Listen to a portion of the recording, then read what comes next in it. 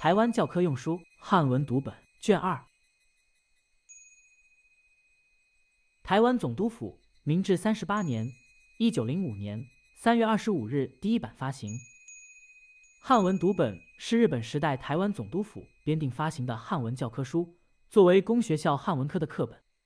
汉文读本上课的时候，教师不是用支那官话或台语、客家话作为授课语言，而是以日语训读的方式授课。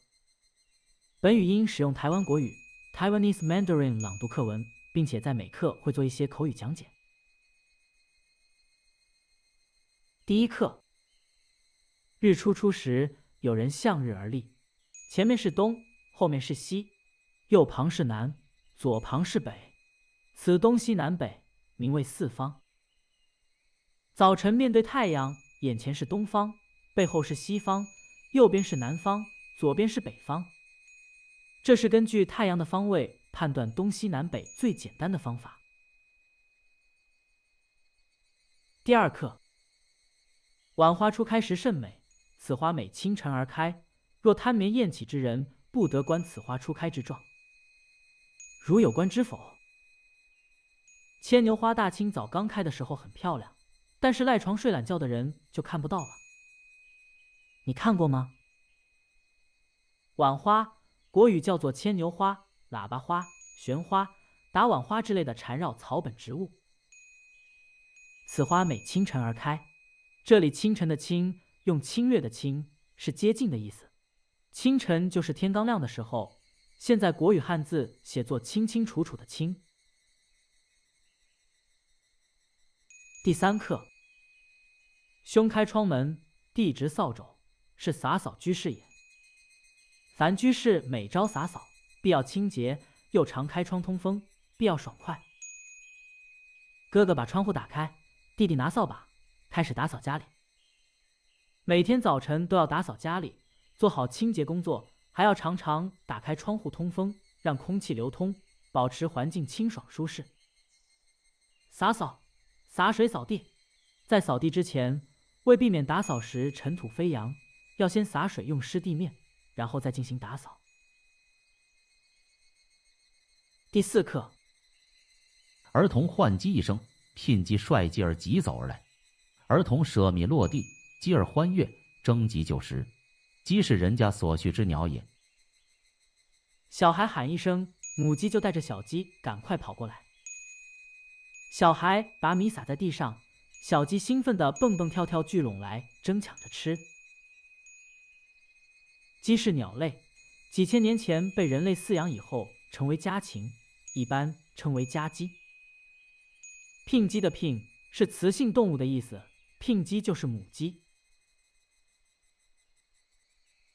第五课：身体最要清洁，若不清洁，则不为人所嫌，亦且多生疾病。所以汝等常须洗浴身体。保持身体清洁很重要，身体不干净，不只是让别人讨厌，而且还容易生病，所以一定要常常洗澡。第六课：朝餐已备，母呼子女，其来同时。姐为妹曰：阿兄已先坐待，汝一速来并坐而食，勿仍在此西游。早餐准备好了，妈妈叫小孩来吃饭。妹妹还在玩，姐姐去找妹妹说，哥哥已经做好了，就等你了。你赶快来一起吃，不要再玩了。第七课：此处有一学生，身佩书包，右手吸饭，左手执伞，今要往学校。此学生不论风雨寒暑，一年无一日休业。有一个学生背着书包，右手拿便当，左手撑雨伞，要去上学。他不管天气好坏，还是刮风下雨，都按时上学，从来不请假。第八课：此位学生名唤阿仁，而今挺立读书，声音颇觉明亮，故同学诸友坐而静听之，甚有裨益。有一个学生名叫阿仁，他现在站起来朗读课文，字句清楚，声音洪亮，全班同学坐在课堂里安静听他朗读，对学习很有帮助。第九课：童子5人站住戏游，1人假作鬼，4人各站一柱，少请2人要换主。鬼自后追捕，1人走劫，站着住；1人较迟，被鬼捕得。5个小孩玩站住游戏，玩法是找4根柱子或4棵树，1个人当鬼，4个人各站1根柱子或1棵树，谁先当鬼，可以用猜拳决定，最输的先当鬼。鬼站在中央，4个人其中2个人要互相换主，至于是哪2个人换，可以由鬼决定。鬼喊换，被鬼指定的2个人必须离开柱子互换，同时鬼就开始抓人，被抓到的就当鬼，如果2个都没抓到，鬼就继续当鬼。第10课。阿仁父性聪明，写字甚美，其父一见，不生心变。他是尊师所教，身体耸直，字法端正，汝等亦须效之。阿仁学习能力好，写的毛笔字很好看。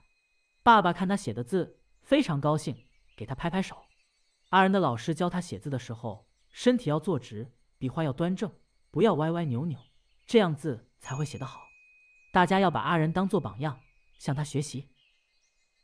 变就是拍手、鼓掌的意思。